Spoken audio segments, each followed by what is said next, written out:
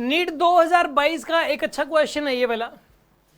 इस क्वेश्चन का बेहतरीन सॉल्यूशन, ठीक है, जो सबसे आसान तरीके से हो सकता है, जो सबसे ज्यादा आसान तरीके से होता है वो बता रहा हूं मैं आपको भी। इसके लिए पहले आपको एक कॉन्सेप्ट सीखना पड़ेगा। वो कॉन्सेप्ट सीखने के बाद ये वाला क्वेश्चन सिर्फ और सिर्फ 30 सेकंड्स का मैक्सिमम है, और वो भी कैलकुलेशन में लगेंगे, कॉन्सेप्ट में नहीं लगेंगे। ज्यादा दिमाग लगाना ही नहीं है, ठीक है। जो सबसे बेटर इसका सॉल्यूशन हो सकता है, सुनो आप। पहले तो एक कॉन्सेप्ट सीखने की जरूरत है, मैं वो कॉन्सेप्ट सिखा रहा हूं आपको, और इस कॉन्सेप्ट के थ्रू जो है ना एक आधे क्वेश्चंस और हो जाएंगे आपसे इस कॉन्सेप्ट के चलते चलते। देखो, एक बार पेपर में क्वेश्चन आया था, एग्जाम में क्वेश्चन क्या आया था कि यहां पे कोऑर्डिनेट सिस्टम है, यहां पर ये एक्स एक्सिस है और ये वाला एक्सिस दे रखा वाई एक्सिस, ठीक है, और दो पोजीशन वेक्टर दे रखे थे, ठीक है ना। दो पोजीशन वेक्टर दे रखे थे। एक तो पोजीशन वेक्टर दे रखा था, सपोज ये वाला पोजीशन वेक्टर, ये सपोज आर ए है पोजीशन वेक्टर, आर से नोट करते हैं पोजीशन वेक्टर को, ये वाला, इसकी टिप है यहां पर इस पॉइंट पे। और एक पोजीशन वेक्टर ये वाला है आर बी, ये पोजीशन वेक्टर आर बी, ये आर ए है और ये पोजीशन वेक्टर आर बी है। एक पार्टिकल था, पहले उसका पोजीशन वेक्टर आर ए था, बाद में उसका पोजीशन वेक्टर आर बी बन गया। वो पार्टिकल यहां से यहां आ गया। अच्छा, पोजीशन वेक्टर क्या होता है कि वो कोई भी पार्टिकल जहां पर भी होता है ना, उस पॉइंट को ओरिजिन से मिला दें तो एक वेक्टर बनेगा, उसको बोलते हैं पोजीशन वेक्टर। कोई बोलते पोजीशन वेक्टर होता क्या है भाई, कोई आपसे बोलते कि पोजीशन वेक्टर का मतलब क्या है, तो आप ये कहोगे कि सर कोई पार्टिकल है, जैसे उस पार्टिकल को आप ओरिजिन से मिला दो कोऑर्डिनेट सिस्टम के अंदर तो एक वेक्टर बनेगा, उस वेक्टर को क्या बोलेंगे, पोजीशन वेक्टर।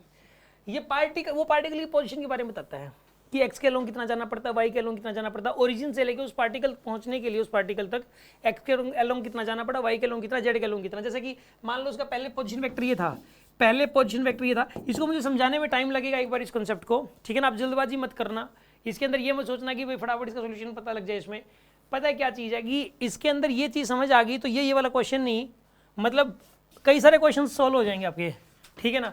मान लो position vector 2i cap plus 3j cap plus 4k cap है। अब उसका जो पोजीशन वेक्टर बाद में चेंज हो गया, आर बी हो गया, ठीक है ना, आर फाइनल। ये मान लो आर इनिशियल था पहले, ठीक है, ये आर इनिशियल था या आर ए था, ये आर फाइनल है। मान लो 4i cap plus 6j cap plus suppose ये 8k कैप, ये हो गया फाइनल पोजीशन वेक्टर, ठीक है जी। ये इनिशियल पोजीशन वेक्टर, ये फाइनल पोजीशन वेक्टर है। पार्टिकल मतलब पहले यहाँ पे ये पोजीशन वेक्टर बता दिया मैंने एक पार्टिकल का, इसका मतलब क्या आप समझ गए। आप पार्टिकल का जो है ना, पार्टिकल को ओरिजिन से चलने के बाद, ओरिजिन से चलोगे तो एक्स के अलोंग 2 चलोगे, वाई के अलोंग 3 और जेड के अलोंग 4, उस पार्टिकल तक पहुंच जाओगे। वो पार्टिकल जहां पर भी है तो उस पार्टिकल का पोजीशन वेक्टर पहले ये था, अब उसका पोजीशन वेक्टर ये है। Find displacement vector. देखो, ये पोजीशन वेक्टर को ड्रॉ करने का तरीका ये वाला है, फाइनल पोजीशन वेक्टर को ड्रॉ करने का तरीका ये वाला है। डिस्प्लेसमेंट वेक्टर को कैसे ड्रॉ करेंगे, डिस्प्लेसमेंट वेक्टर को ड्रॉ करने का तरीका होगा ये वाला। ये डिस्प्लेसमेंट वेक्टर है एस, क्योंकि यहां से यहां गया है तो जहां बाद में गया है वहां पे एरो लगेगी। अगर एरो ऊपर लगा दोगे तो गलत हो जाएगा, एरो इसी तरफ लगानी पड़ेगी क्योंकि यहां से यहां गया है पार्टिकल। अब ये जो डिस्प्लेसमेंट वेक्टर है इसको कैसे लिखोगे आप, डिस्प्लेसमेंट वेक्टर को लिखोगे आर फाइनल माइनस में आर इनिशियल, ठीक है। मतलब दिस माइनस दिस, 4 माइनस 2 कितना हो जाएगा 2i cap, 6 minus 3 3j cap और 8 माइनस 4 4k कैप प्लस का 4k कैप, ये आंसर आएगा। This is the displacement vector है, ये है डिस्प्लेसमेंट वेक्टर। समझ में आ रही है बात आपको। आप उसे तो वही वाला आ गया ये, चलो मैंने वैल्यूज ऐसी ले ली थी, ठीक है ना, कि वो वाला आ गया। वो तो न्यूमेरिकल वैल्यू अगर ये यहाँ है और यहाँ आना है तो कुछ और वैल्यूज होनी चाहिए थी इसकी, वो तो मैंने इसके पैरेलल में ही ले लिया, पॉइंट एक पॉइंट यहाँ ले लिया, यहाँ ले लिया, इसलिए इसके पैरेलल आ रहा है वो, ठीक है ना। खैर आप वैल्यूज पे मत जाओ, वैल्यूज पे मत जाओ, मुझे तो एक बार कॉन्सेप्ट समझाना था, ठीक है। या कोई और वैल्यूज ले लो यार, इन वैल्यूज से थोड़ा सा कन्फ्यूजन अगर आ रहा है तो कोई और वैल्यूज ले लेते हैं। सपोज हम ले लेते हैं ये वाला I cap plus 8j cap plus 2k cap, ये ले लेते हैं, ठीक है ना।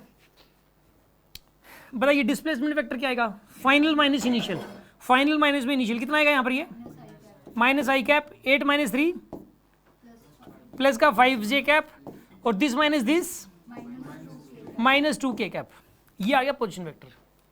अच्छा, ये पोजीशन वेक्टर आया है, इसका मतलब क्या हुआ कि देखो अब इससे क्या समझ में आया, इससे ये बात समझ में आई कि अगर, अब इससे कंक्लूजन क्या निकाल रहा हूं मैं, एक वेक्टर ऐसे है और दूसरा वेक्टर ऐसे है, ये वेक्टर ए है और ये वाला वेक्टर बी है, ठीक है, और इन दोनों वेक्टर्स की टेल से टेल मिली हुई है, दो वेक्टर्स हैं, एक वेक्टर ए एक वेक्टर बी, और टेल से टेल मिली हुई है मान लो, ठीक है। और मैं अगर एक वेक्टर सी बना देता हूं ऐसे, वेक्टर सी, तो ये जो वेक्टर सी होगा, वेक्टर सी हो जाएगा, ये इसकी चोंच से चोंच मिलाए हुए है तो वेक्टर बी, और इसकी चोंच से अपनी टेल मिला हुआ है वेक्टर बी माइनस ए, ये वेक्टर सी हो जाएगा बी माइनस ए के बराबर, ऐसा लिख सकते हो आप। इसमें भी तो यही किया मैंने, इसमें भी तो यही किया है, ये इनिशियल पोजीशन वेक्टर था ऐसे, ये फाइनल पोजीशन वेक्टर था, जब डिस्प्लेसमेंट वेक्टर ये वाला है, तो डिस्प्लेसमेंट वेक्टर निकालने के लिए दिस माइनस दिस किया मैंने, समझ रहे हो बात को। अच्छा सुनो, अगर मैं इस वेक्टर सी को, इस वेक्टर सी को मान लो मैं बनाता हूं जी ऐसे, ऐसे बनाता हूं वेक्टर सी को, इसकी चोंच से चोंच मिला देता हूं, यहां पे टेल मिल गई। अब वेक्टर सी को पता है मैं कैसे लिख सकता हूं, vector C is equals to vector A minus vector B, बस ये बात याद रखनी है आपको, बस वो क्वेश्चन अब इस कॉन्सेप्ट से जल्दी हो जाएगा।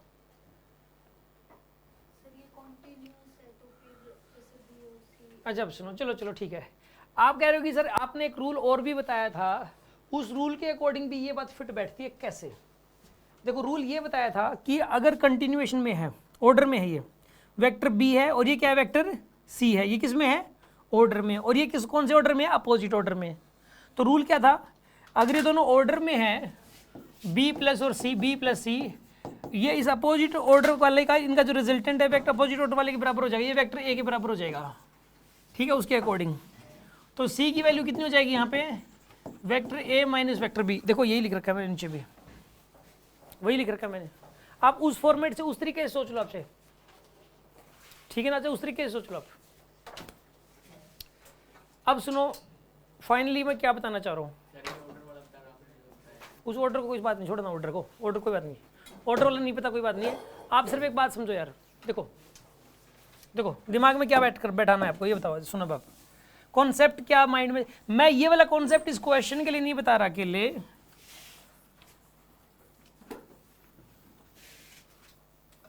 पहली बात तो ये वाला कॉन्सेप्ट कब है बताइए आप, जब टेल से टेल मिली हुई हो, दो वेक्टर से क्या मिली हो, एक वेक्टर ये वाला और एक वेक्टर ये वाला, ये वेक्टर ए ये वाला वेक्टर बी, क्या मिली हुई टेल से टेल, ठीक।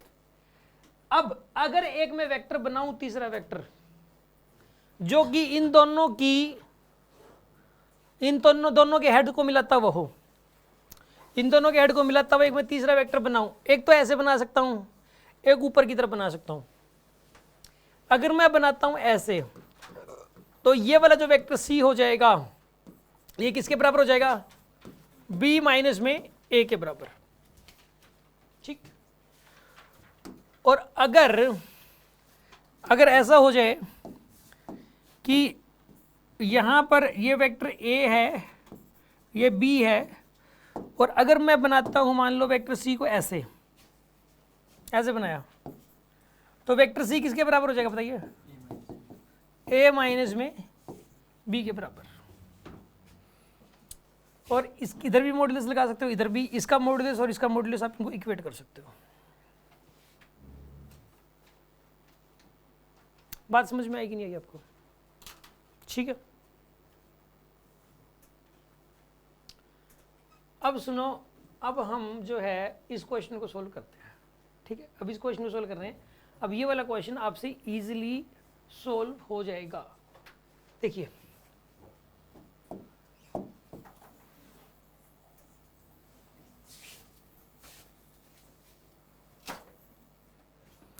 इस क्वेश्चन में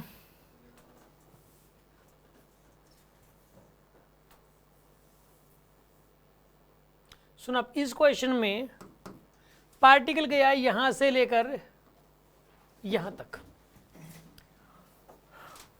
ए person moved from A to B on a circular path as shown in figure if the distance travelled by him is 60 metre. Distance कितनी ट्रेवल कर ली इसने बताइए? ये इस रास्ते की लेंथ है 60। मैग्नीट्यूड ऑफ द डिस्प्लेसमेंट आपको ये बताना है ये लेंथ कितनी हो जाएगी। क्वेश्चन ये है, ये डिस्प्लेसमेंट बतानी कितनी हो जाएगी। ठीक, अब एक काम करो, ये लेंथ निकालनी है। ये आर पता है आपको, ये आर पता है और इनके बीच का एंगल पता है। यहाँ पे ये 60 आर तो पता लग ही जाएगा आपको। आर मैंने बताया था आपको कैसे, देखो इसका रेडियस आर मान लो, ठीक है ना, रेडियस आर मान लो, रेडियस आर पता है, ये वाला एंगल पता है 135 और ये आर की लेंथ पता है, तो आर पता लग जाएगा क्योंकि एक रिलेशन होता है R into theta, R into theta is equals to S, S equals to R into theta होता है। इसमें ये फॉर्मूला कब वैलिड है? जब थीटा रेडियंस में हो, थीटा डिग्री में नहीं होना चाहिए। एक बात, ये छोटी सी बात है, दिमाग में सेट कर लो, ठीक है। यहाँ पे आर की जो यूनिट होगी एस की यूनिट वही हो जाएगी, और इसमें एस होता है, ये लेंथ नहीं है पीले वाली, ये वाली लेंथ है एस, और यही दे रखी है इसने एस। यहाँ पे क्या है ये पता होना चाहिए आपको। और ये थीटा कौन सा लेना है? ये जो आर्क है, ये आर्क अपने सेंटर पे जो एंगल सबटेंड करेगी वो वाला एंगल है ये। तो ये वाला फॉर्मूला यहाँ पे काम आ रहा है, पता नहीं कहाँ काम आ जाए, बेसिक फॉर्मूला है, बच्चे को ये टिप्स पे रहता है। एस की जो वैल्यू है वो 60 है, आर की वैल्यू यहाँ पे आर है, थीटा की वैल्यू अगर 135 को कैसे कन्वर्ट करोगे रेडियन में, ये बिल्कुल बेसिक बात है, कई बार ये नहीं आती होती बच्चे को। एक बात बताइए, 180 डिग्री में कितने रेडियन होते हैं? पाई।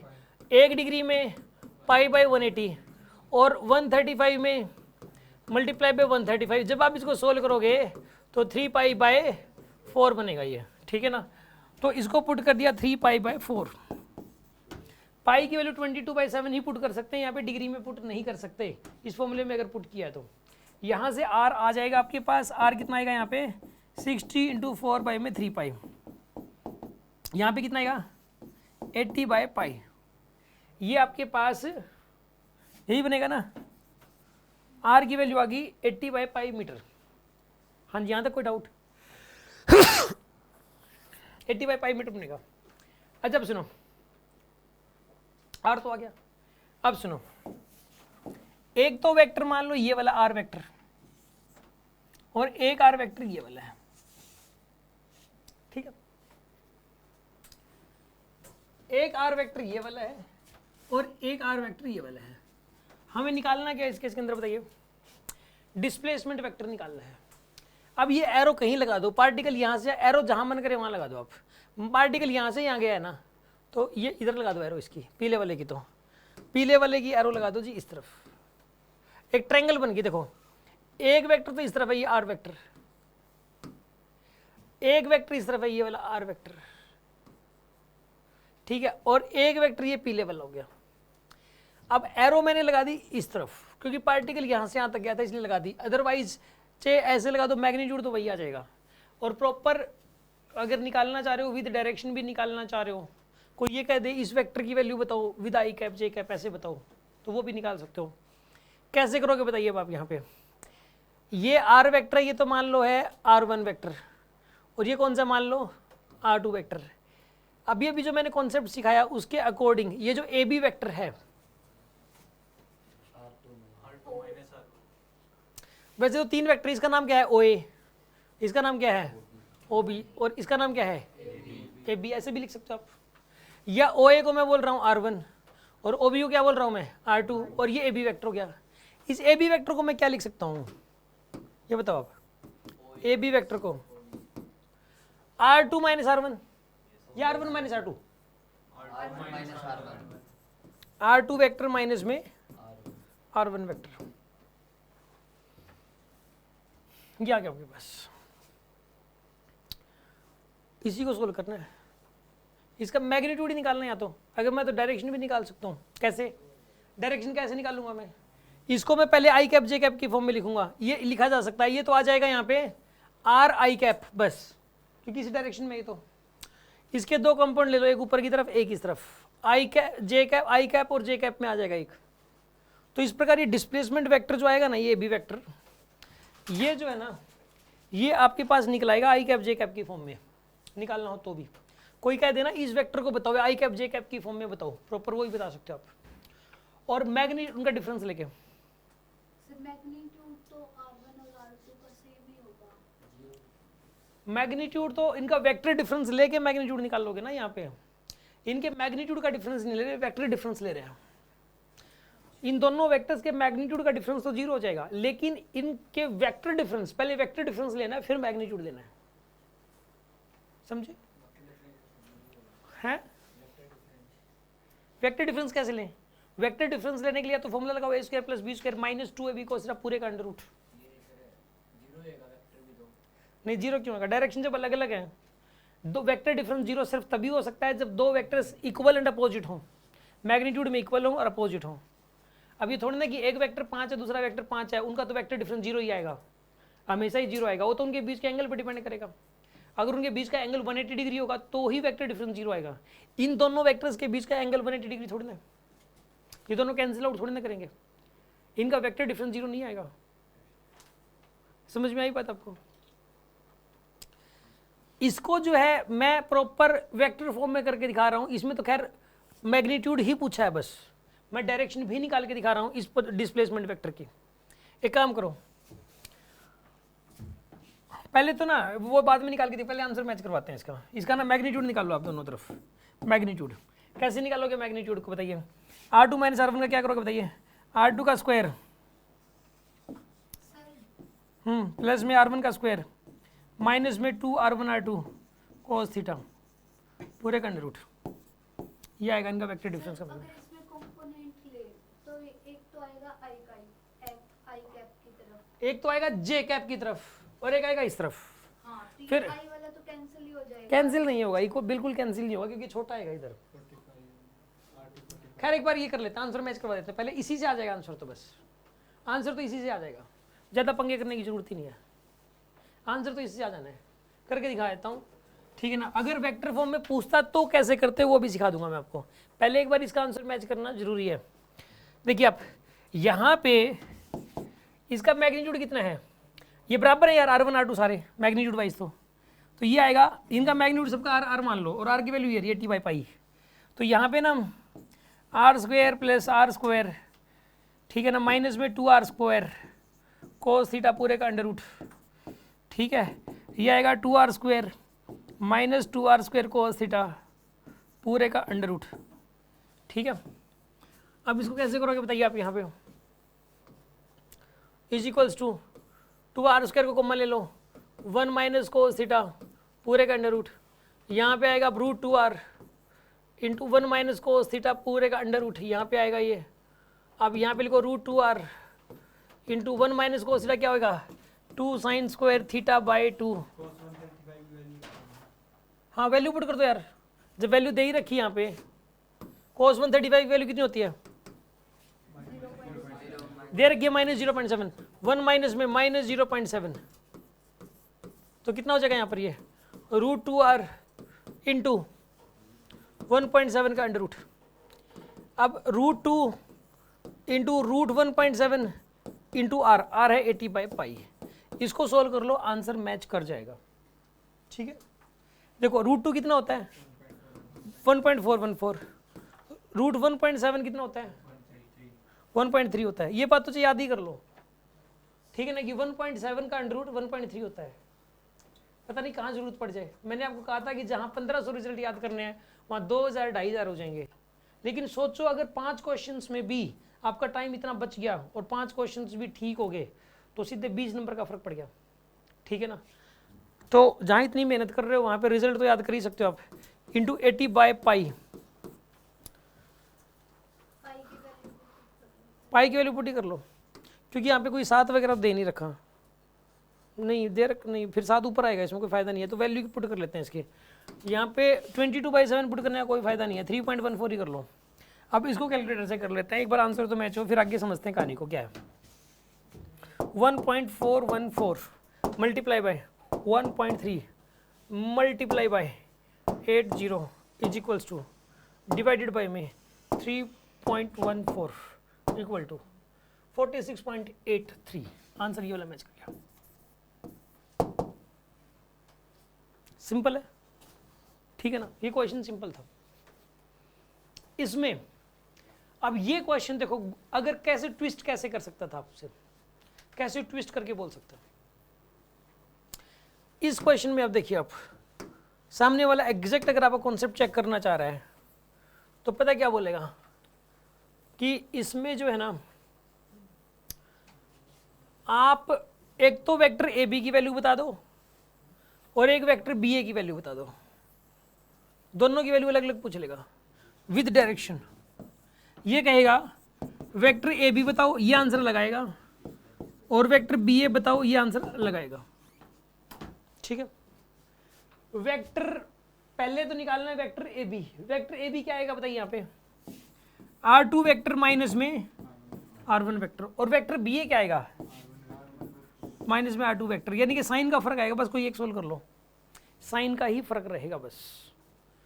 क्योंकि ये रूल होता है किसी एक वेक्टर में से दूसरा घटाओगे, या चाहे ए में से बी घटा लो, चाहे बी में से ए घटा लो, ठीक है ना, किस चीज़ का फर्क रहता है, नहीं साइन का फर्क रहता है, या फिर नहीं साइन का ही फर्क रहेगा, डायरेक्शन का फर्क रहेगा बस। चेक करके देख लो आप, ये हमेशा सिर्फ साइन का ही फर्क रहेगा। तो कोई एक सोल्व कर लो आप, फिर उसके बाद साइन चेंज कर देना, वेक्टर बी आ जाएगा आपके पास। ठीक है ना, अगर कोई ये कह देना कि एक वेक्टर ए बी है 2i cap minus 3j cap plus 8k cap, vector B A लिख के दिखाओ आप, वेक्टर बी ए, तो क्या करोगे, इन सबके साइन बदल दो। ठीक है ना, सबके साइन बदल दो, क्या लिखोगे, minus 2i cap plus 3j cap minus 8k cap, बस इतना करना है आपको। ठीक है, अब यहां पर यानी कि वेक्टर ए बी निकालो, वेक्टर बी ए तो आ ही जाएगा आपके पास। ठीक है, सुनो अब वेक्टर ए बी कैसे निकालोगे, देखो कैसे करोगे। ये वाला वेक्टर आर इस तरफ दिया हुआ है, एक वेक्टर आर इस तरफ दिया हुआ है, और यहां पर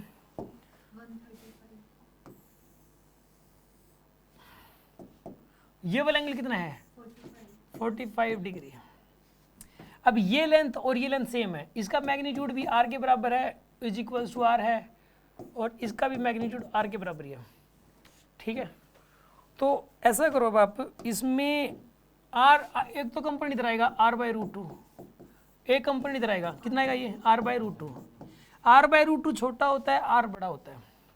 ठीक है, तो अब आप इसको वेक्टर फॉर्म में पता क्या लिखोगे आप, r माइनस में r/√2 i कैप प्लस में r/√2 j कैप। ये आपके पास क्या निकल के आया बताइए, वेक्टर ए बी का मॉडल, वेक्टर ए बी, एक वेक्टर ए बी ही निकल के आया, प्रॉपर वेक्टर ए बी ही निकल के आया। ये यही पूछा था इसने, मतलब, और आर की वैल्यू ये रही है 80/π। अब सुनो, चारों options I cap J cap की फॉर्मेट में दे रखे होते तो आंसर पक्का ये वाला दे रखा होता, और आर की वैल्यू बस आपने 80/π पुट करनी थी। समझ में आ गई बात आपको। अब सुनो, यहां पर इसका ये और ये परपेंडिकुलर, ये आई कैप है एक पार्ट तो, और ये जे कैप है, ये और ये क्या एक दूसरे के परपेंडिकुलर, इसका मॉडुलस यहां से भी निकाल सकते हो आप। यहां का मॉडुलस कैसे निकालोगे, यहां से बताइए आप, r माइनस में r/√2 का होल स्क्वायर प्लस में r/√2 का होल स्क्वायर पूरे का। अब इसमें cos 135 की वैल्यू की जरूरत ही नहीं आपको, यहां पे अब आपको cos 135 की वैल्यू की जरूरत ही नहीं है।